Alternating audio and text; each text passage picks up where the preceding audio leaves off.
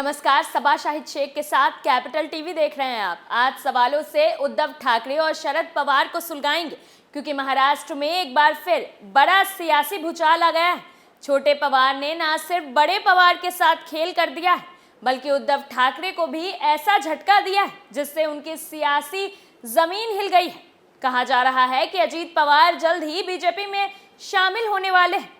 हाल ही में अजीत पवार ने बीजेपी नेता और राज्य के डिप्टी सीएम देवेंद्र फडणवीस के साथ कई घंटों तक मीटिंग की है। और तो और अजीत पवार को बार बार खुले शब्दों में पीएम मोदी की तारीफ करते हुए भी देखा गया है। साथ ही विपक्ष भी लगातार वो आईना दिखा रहे हैं। लेकिन अचानक ऐसा क्या हुआ है कि अजीत पवार के कदम फिर से बीजेपी के खेमे की ओर खींच रहे हैं? इस ट्विस्ट पर धमाकेदार खुलासा करेंगे आगे, लेकिन उससे पहले शरद पवार और उद्धव गुट में मची हलचल पर सवाल सुलगता है।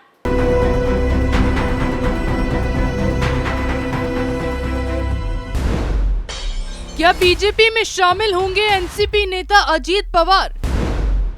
फडणवीस के साथ पवार की क्या हुई बात? क्यों उद्धव और शरद पवार से नाराज हुए अजीत? क्या एनसीपी का भी महाराष्ट्र में खत्म होगा खेल? इन सवालों ने शरद पवार की नींद उड़ा दी है क्योंकि अब उन्हें भी अपना हाल उद्धव ठाकरे की तरह होता दिखाई दे रहा है। उद्धव के पास भी शिंदे के बीजेपी से हाथ मिलाने के बाद ना पार्टी बची, ना पार्टी का नाम निशान। अब इसी मझधार में शरद पवार भी फंसते दिखाई दे रहे हैं।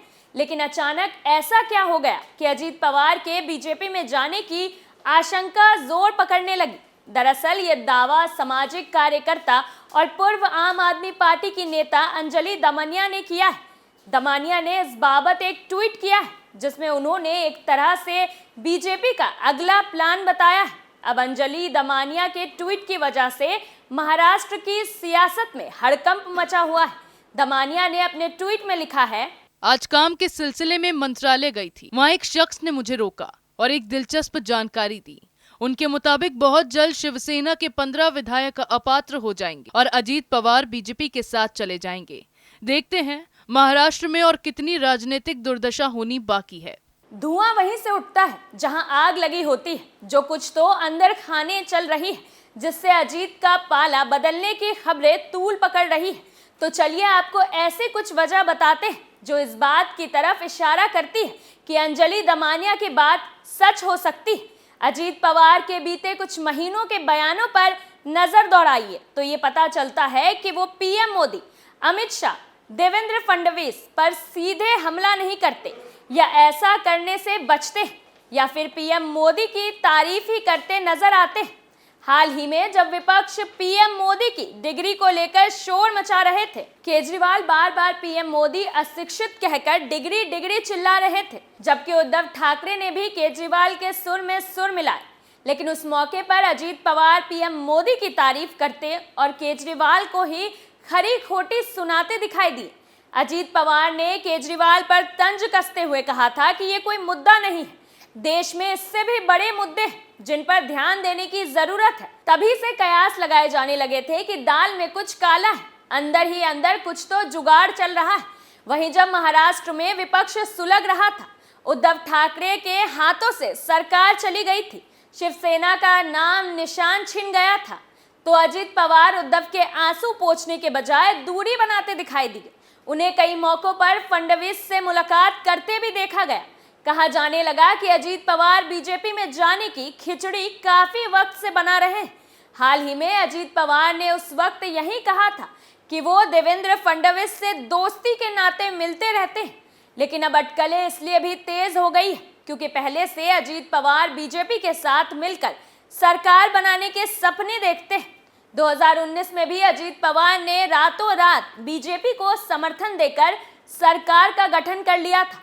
लेकिन उस दौरान शरद पवार ने नाटक शुरू कर दिया जिसकी वजह से 3 दिनों में ही सरकार गिर गई है। तभी से अजीत पवार के मन में शरद पवार के खिलाफ और उद्धव के खिलाफ बगावत करने का चल रहा है। ऐसे में अब खबरों ने फिर से तूल पकड़ लिया है कि अजीत पवार बीजेपी से हाथ मिलाने की प्लानिंग कर बैठे हैं। लेकिन इस बार वो खुद ही अपने नेताओं के साथ बीजेपी में शामिल होंगे, ना कि एनसीपी का समर्थन बीजेपी को देंगे। वहीं दूसरी तरफ विपक्षी नेताओं का कहना है कि अजीत पवार पर बीजेपी मेहरबानी दिखा रही है। ईडी ने जलंधेश्वर शुगर फैक्ट्री घोटाले में भी अजीत पवार को राहत दे दी। दरअसल अजीत पवार का नाम जलंधेश्वर शुगर फैक्ट्री घोटाला मामले की चार्जशीट में नहीं दर्ज किया गया है। इस मामले की जांच ईडी कर रही थी।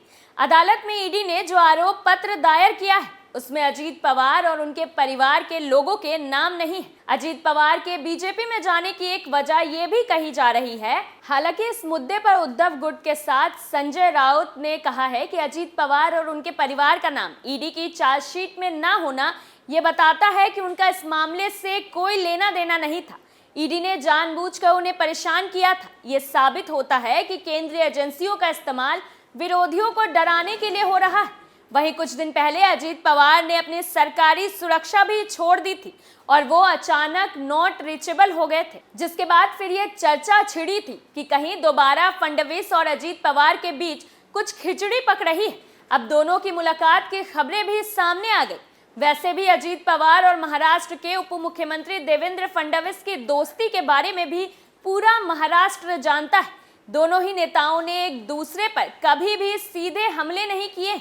इसके अलावा 3 साल पहले जब फडणवीस और पवार ने मिलकर सुबह के समय सरकार बनाई थी, तब अजीत पवार को सिंचाई घोटाले से भी राहत मिली थी।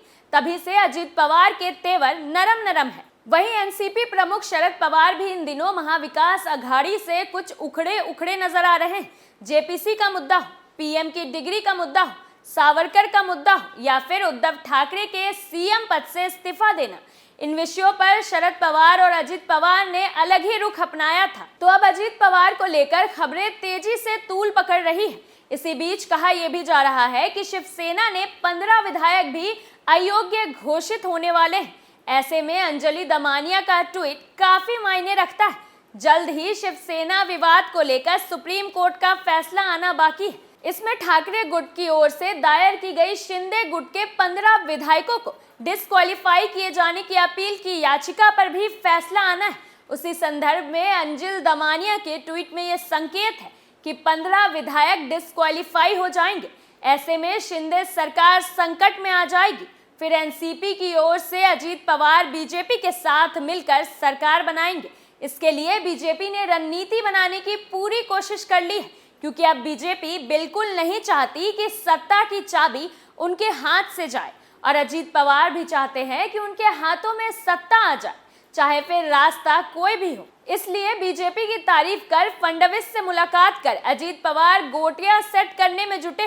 वैसे भी कुछ समय से महाविकास अघाड़ी में सब कुछ ठीक नहीं चल रहा है। शरद पवार भी उद्धव ठाकरे से दूरी बनाते दिख रहे हैं। जब जब उद्धव मुसीबत में घिरे हैं, उनकी पार्टी सत्ता सब हाथों से छिना है, तो शरद पवार की तरफ से उद्धव के पक्ष में कोई बयान सामने नहीं आया है और कुछ दिनों से पवार भी विपक्ष के खिलाफ बयान दे रहे हैं। पर सवाल है कि सिर्फ अंजलि दमानिया इस तरह की बातें नहीं कर रही है कि बीजेपी और एनसीपी जल्दी ही साथ आ सकती है। एकनाथ शिंदे के समर्थक शिवसेना के सीनियर लीडर आनंद राव अडसूल ने भी गोवा में ये बयान दिया था कि अगर एनसीपी और बीजेपी साथ आते हैं और एकनाथ शिंदे को अलग कर देते हैं, तो एकनाथ शिंदे में इतनी क्षमता है कि वो अपने दम पर शिवसेना को आगे ले जा सकते हैं। अब इस तरह के बयानों से इस बात पर मोहर लगती दिखाई दे रही है कि अजीत पवार इस बार महाराष्ट्र की राजनीति में खेल करने वाले हैं। तो लगता है सवाल में आज के लिए इतना ही। नए मुद्दे पर फिर सवाल उठाएंगे। तब तक के लिए देखते रहिए कैपिटल टीवी। नमस्कार।